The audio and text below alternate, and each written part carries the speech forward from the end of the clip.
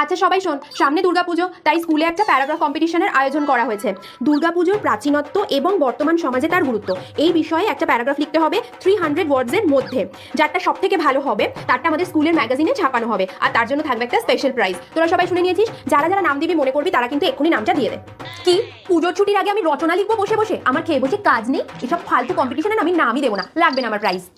যাই লাইব্রেরি থেকে ঘুরে আসি, যদি কোনো ভালো বই টই পাই এই বিষয়ের ওপর তাহলে একটু ভালো করে আইডিয়া নিয়ে লিখতে পারবো। এই শর্ত লাইব্রেরিতে যাব। সে কি রে, ভর দুপুরবেলায় তুই লাইব্রেরিতে যাবি? না মানে তুই তো সবই জানিস, বল সেই গল্পটা। আরে হ্যাঁ, আমাদের লাইব্রেরিটা তো আবার ভুতুড়ে, কি যে করি। কি গল্প? ও সব ভূত টুত হয় না।